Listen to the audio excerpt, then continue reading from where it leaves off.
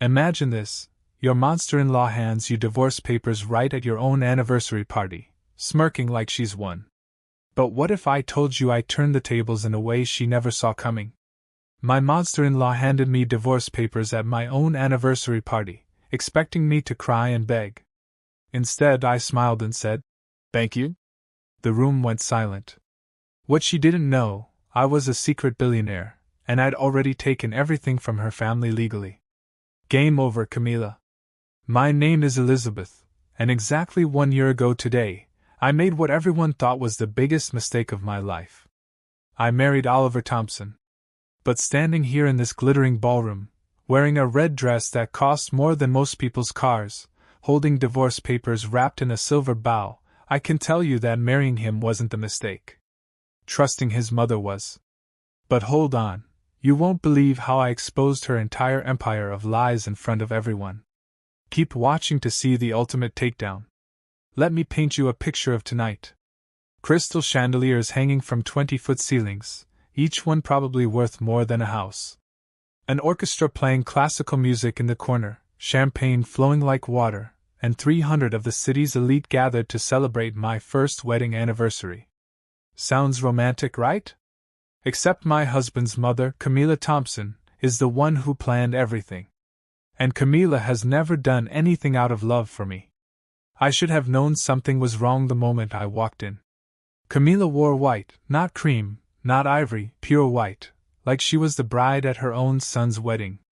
She moved through the crowd like a queen, accepting compliments, directing staff, making sure everyone knew this party was her creation. Oliver stood beside her like a well-trained puppy, nodding at everything she said. "That's my husband, ladies and gentlemen, 32 years old and still can't say no to mommy." The party was in full swing when Camilla clinked her champagne glass, demanding everyone's attention. My stomach dropped. I knew that smile on her face, that victorious gleam in her eye. I'd seen it before, every time she'd managed to humiliate me over the past year. "Ladies and gentlemen," she announced, her voice dripping with false sweetness, "I have a very special gift for my dear daughter-in-law on this momentous occasion." The orchestra stopped. The room fell silent. A spotlight appeared out of nowhere, landing directly on me. I felt 300 pairs of eyes boring into my skin. Camilla approached me with this elegant silver box wrapped with a pristine white bow. She was practically glowing with satisfaction. "Open it, dear," she cooed loud enough for everyone to hear. "This is something very special." My hands were steady as I took the box. I could feel the weight of it, could sense something was very wrong. But I opened it anyway, slowly pulling off the bow, lifting the lid. Inside, nestled on white silk, were divorce papers, notarized, dated, ready for my signature. The gasps around the room sounded like a wave crashing. Someone dropped their champagne glass. I heard the crash, heard the whispers starting like wildfire. Camilla's smile widened into something cruel and triumphant. "Happy anniversary, dear," she said loud enough for the microphones to catch. Yes, she'd invited media to this. "You're free now. Free to go back to wherever you came from." This was it. This was her grand finale. Camilla had spent an entire year making my life miserable, treating me like hired help, calling me a gold digger who trapped her precious son. She'd made me clean, cook, serve drinks at family gatherings while she told anyone who'd listen that I was nothing, that I came from nothing, that I'd married Oliver for his money. And now, in front of 300 people and cameras, she was publicly throwing me away like garbage. Everyone expected me to cry, to break down, to run out of that ballroom sobbing. I could see it in their faces, that mixture of pity and morbid curiosity. Even Oliver looked away from me, ashamed, but not ashamed enough to stop his mother. Instead, I smiled. Not a sad smile, not a fake smile, but a genuine bright smile. I looked Camilla dead in the eyes and said, "Thank you, Camilla. This is exactly what I needed." The confusion on her face was priceless. The room went from shocked gasps to dead silence. You could have heard a pin drop on that marble floor. Camilla's smile faltered, her eyes narrowing. "What? What do you mean?" she stammered. I carefully placed the divorce papers back in the box and set it on the nearest table. All in good time, I said calmly. Let's not ruin the party you worked so hard to plan. Please, everyone, continue celebrating. I walked away from her, my heels clicking on the marble floor, leaving her standing there looking panicked for the first time since I'd met her. The orchestra started up again, confused, but the party didn't really continue. People huddled in groups, whispering, staring, trying to figure out what just happened. Camila tried to regain control, laughing too loudly, telling people it was all a misunderstanding. But I could see the cracks forming. She kept watching me nervously as I calmly sipped champagne and chatted with guests like nothing had happened. Daniel tried to approach me twice. I turned away both times. He didn't deserve my attention. Not anymore. You see, there's something Camila doesn't know. Something nobody in this room knows except my lawyer, who's standing by the bar pretending to be just another guest. Let me tell you who I really am. I'm not just Elizabeth, the poor nobody from nowhere. I'm Elizabeth Hartford. My father is Jonathan Hartford, founder and CEO of Hartford Technologies. You might have heard of it. It's only worth $3.8 billion. My father built a tech empire from nothing. And I'm his only child, his sole heir. When I met Oliver 2 years ago, I was tired. Tired of men who saw dollar signs when they looked at me. Tired of fake friends and fake smiles. So, I did something crazy. I hid who I was. I took a simple job as a marketing manager at a mid-level firm, rented a modest apartment, drove a normal car. I wanted someone to love me for me, not for my father's money. Daniel seemed different at first, sweet, attentive, genuine. We fell in love, or at least I did. He proposed after 6 months and I said yes. I thought maybe, just maybe, I could have a normal marriage with someone who loved me for who I was inside. Then I met Camila. From the very first dinner, she looked at me like I was dirt on her shoe. So, Elizabeth, she'd said, her voice dripping with disdain. Daniel tells me you work in marketing. How quaint. The way she said it made it sound like I cleaned toilets for a living, and it only got worse from there. She made me serve at family dinners while she sat like a queen. She criticized everything I wore, everything I said, everything I cooked. Once I spent 6 hours making a traditional family recipe for Sunday dinner. She took one bite, made a face, and threw the entire plate in the trash right in front of me. Inedible, she declared. This is why poor people shouldn't try to cook for their betters. I endured it because I loved Oliver. I kept thinking he'd stand up for me, defend me, choose me over his mother's cruelty, but he never did. He'd just say, "That's just how Mother is." Or, "Try not to take it personally." Or, my personal favorite, "She'll warm up to you eventually." She never did. Instead, she got worse. 3 months ago, everything changed. I was coming back from the kitchen at their mansion when I heard voices from the study. The door was slightly open, and I recognized Camila's voice immediately. 1 year is enough, Oliver, she was saying. Divorce her. I've already found someone better for you. Catherine Wellington. Remember her from the country club? Her father owns half the real estate in the city. My blood ran cold. I pressed myself against the wall listening. But Mother, Oliver said, and God, even his voice sounded weak. I do care for her. Care? Camila laughed harsh and cold. Oliver, darling, she has nothing. No family worth mentioning, no money, no connections. The Thompson Empire needs a proper heir's wife, not some nobody playing dress up. We'll throw her an anniversary party, make it public, give her divorce papers, and be done with it. Clean, simple, humiliating enough that she won't fight back. There was a long pause. Then Oliver said, If you think it's best, Mother. Not, I love my wife. Not, that's cruel. Just, if you think it's best, Mother. I didn't cry that night. I didn't scream or throw things or confront them. Instead, I went home to my apartment that Oliver thought was all I could afford and I made a phone call. Hi, Dad, I said when my father picked up. I need to tell you something, and then I need your help. My father was furious when I told him everything. He wanted to destroy the Thompsons immediately, publicly, painfully. But I convinced him to let me handle it my way. 3 months, I said. Give me 3 months to do this right? He agreed. And then he put his entire legal team and financial advisors at my disposal. What Camilla didn't know, what nobody knew, was that the Thompson empire was built on sand. They looked wealthy with their mansion and their cars and their parties, but it was all smoke and mirrors. They were drowning in debt. The manufacturing company that had been in the family for 3 generations, hemorrhaging money for years, the real estate portfolio, mortgaged to the hilt, Oliver's trust fund, managed by a company that was about to go under.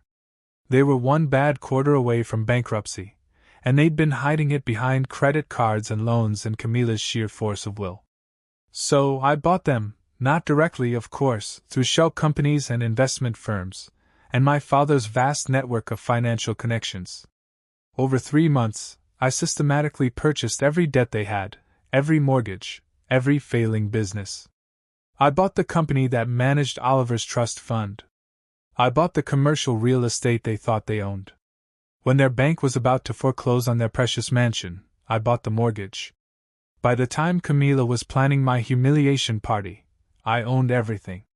The Thompson family just didn't know it yet. And that hotel where we're having this anniversary party, I bought it last week. The staff taking orders from Camilla, they're actually working for me now. Even the lawyer standing by the bar casually sipping whiskey. Mine. So when Camilla handed me those divorce papers in front of 300 people and cameras, expecting me to crumble, I smiled because I knew what was coming next. The party continued awkwardly for another 20 minutes. Camilla pulled me aside into a private room off the main ballroom. The second the door closed, her mask dropped completely. You think you're something special? She hissed, getting right in my face. You're nothing. You've always been nothing. Some poor little nobody who got lucky and trapped my son. I just looked at her calmly. Is that all, Camilla? I never wanted you in this family, she continued, her voice rising. You're not good enough. You'll never be good enough. Oliver deserves better. Someone with class, with breeding, with money, not some pathetic little gold digger who probably planned this whole thing. The irony was delicious. Sign those papers and disappear, Camilla demanded. Or I'll make the rest of your life a living hell. You think this past year was bad? I'm just getting started. I tilted my head, studying her. Are you finished? Her face turned red. Why aren't you crying? Why aren't you begging? Because unlike you, Camilla, I don't need to beg for anything. I walked toward the door, then paused. You might want to come back to the party. I have an announcement to make. The confusion on her face was perfect, but she followed me out, probably thinking I was about to make a scene to finally break down and give her the satisfaction she wanted. I walked straight to the small stage where the orchestra had been playing. I took the microphone from the very surprised band leader. The room fell silent again. Ladies and gentlemen, I said, my voice clear and steady. I have an announcement to make. Camilla rushed toward me, panic in her eyes. What are you doing? I ignored her. First, I want to thank my dear mother-in-law for this wonderful anniversary gift. I held up the box with the divorce papers.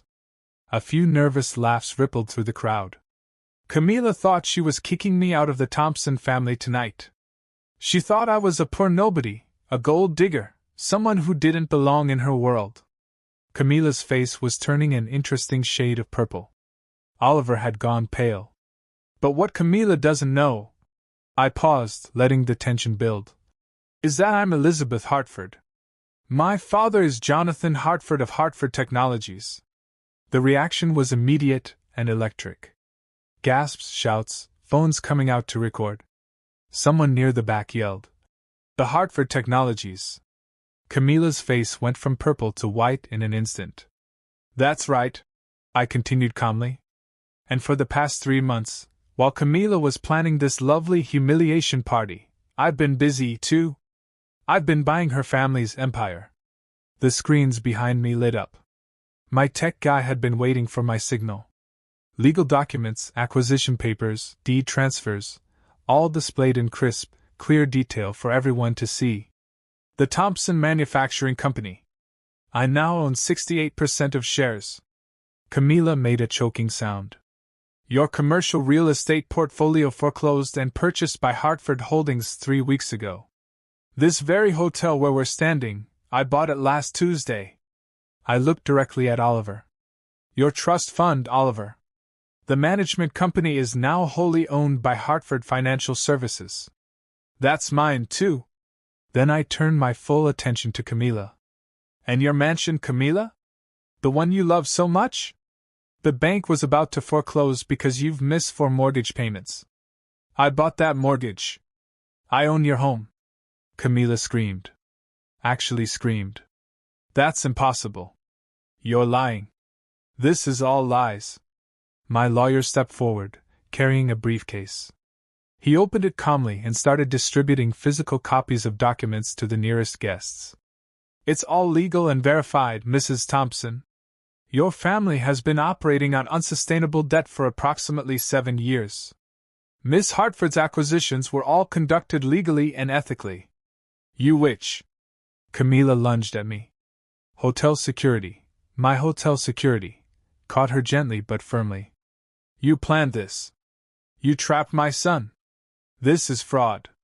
I remained perfectly calm. No, Camila. I fell in love with your son. I would have given him everything. My whole heart, my whole life. I didn't need his money because I have my own. I just wanted love and respect. The room was utterly silent except for Camila's heavy breathing. But you, I continued, you tortured me for a year. You made me feel worthless. You called me a gold digger while you were drowning in debt. You humiliated me for being poor while spending money you didn't have. You criticized my background, my education, my worth as a human being. And all because you're a miserable woman who controls people through fear and money that isn't even real. Oliver finally found his voice. Elizabeth, I didn't know you were. Didn't know I was rich. I interrupted. Or didn't know your mother was bankrupting your family? Because I'm not sure which one is worse, Oliver. He couldn't answer. His silence told me everything I needed to know. Camila collapsed into a chair, hyperventilating. Someone brought her water. The guests were recording everything. Society's downfall happening in real time. Streamed and posted and shared across every social media platform. I addressed the crowd one more time. Now I could destroy them completely. I could evict Camila from her home tomorrow. I could dissolve every business, liquidate every asset, leave them with nothing. I have every legal right to do so. Camila looked up at me and for the first time I saw fear in her eyes. Real fear. But I'm not like you, Camila. I'm not cruel for the sake of cruelty. I pulled out another set of documents from inside my clutch. I'm signing the Thompson Manufacturing Company back over to the family along with enough capital to actually make it profitable again if you manage it properly. Confused murmurs filled the room. There's one condition, I continued. Camila steps down from all positions in all companies permanently. She will have a modest pension, a small apartment in a nice neighborhood, and a comfortable life. But she will never control anyone ever again. No positions of power, no board seats, nothing. She'll live well, but quietly. Camila's sobs echoed through the ballroom. The queen dethroned. Then I turned to my husband, soon-to-be ex-husband. As for you, Oliver? He looked at me with something like hope in his eyes. Idiot. I loved you, I said simply. I really did. I would have built an empire with you. We could have combined our family's resources, created something amazing together. But you chose her every single time. You chose her comfort over my dignity. You let your mother abuse me, humiliate me, break me down piece by piece, and you said nothing. You did nothing. Elizabeth, I'm sorry. These divorce papers. I held up the box. I'm signing them. I pulled out a pen and signed my name with a flourish. But you get nothing. No alimony, no settlement. Actually, remember that prenuptial agreement your mother insisted I sign? The one that said I'd get nothing if we divorced? Well, it works both ways. And since all the Thompson assets are now technically mine, the prenup states that dissipation of marital assets requires compensation. Oliver's face went gray. What does that mean? It means you owe me money, Oliver. For every time your mother spent Thompson money that was actually borrowed against assets I now own. For every dollar used to plan this humiliation party. For every gift she gave you using credit she didn't have. I smiled.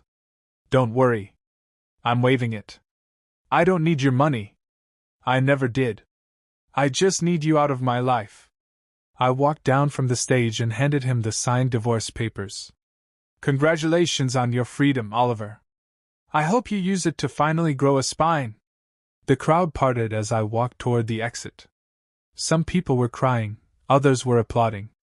Camilla sat in her chair, destroyed. Her empire of cruelty collapsed around her. Oliver stood frozen, holding divorce papers he never wanted, but had been too weak to refuse his mother. As I reached the door, Camilla found her voice one last time. You can't do this. This is my life's work. I'll sue you.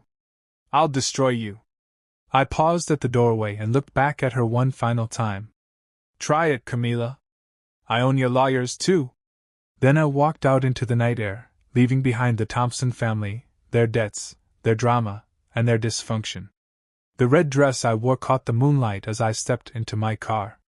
Not the modest sedan I'd been driving, but my actual car, a sleek silver Mercedes that had been waiting along with my real life. That was 6 months ago. Camilla now lives in a 2-bedroom apartment in a decent neighborhood. She works part-time at a charity shop, actually helping people for once in her life. I hear she's quieter now, humbler. Maybe humiliation taught her what her years of wealth and power never could. Empathy. Oliver moved across the country. He got a job at a regular company. No family connections, no trust fund to fall back on. Someone told me he's in therapy now, finally dealing with his mother issues. I hope he finds peace. I really do. I hope he finds someone who makes him happy and that he learns to stand up for them. As for me, I revealed my identity publicly after that night. No more hiding, no more pretending. I took my rightful place at Hartford Technologies, working alongside my father. We merged the Thompson Manufacturing Company into our portfolio, saved over 500 jobs, and actually made it profitable within 4 months. I started a foundation for women escaping toxic relationships, women who've been made to feel small, worthless, controlled by people who are supposed to love them. We provide legal help, financial assistance, counseling, job training. Everything I wish I'd had during that awful year, we now provide to others. And you know what? I'm happy. Genuinely, truly happy. I found real friends who like me for me. I found purpose in my work. I found peace in standing up for myself. Sometimes people ask me if I regret it. If maybe I went too far. But here's the thing. Camilla didn't just hurt me. She was cruel to staff, to business partners, to anyone she considered beneath her. She'd been destroying lives for decades. I didn't destroy her. I just took away her ability to destroy others. The best revenge isn't cruelty. It's not sinking to their level or becoming the monster they tried to make you. The best revenge is strategic, surgical, and ultimately about protecting yourself and others from future harm. Camilla tried to break me at that anniversary party. She thought she was ending my story, throwing me away like garbage in front of everyone who mattered. Instead, she ended her own reign of terror. And that smile I gave her when she handed me those divorce papers, that was the moment I knew I'd already won. She just didn't know it yet. So here's what I learned. Never mistake someone's silence for weakness. Never mistake their kindness for stupidity. And never, ever underestimate a quiet woman who's been pushed too far.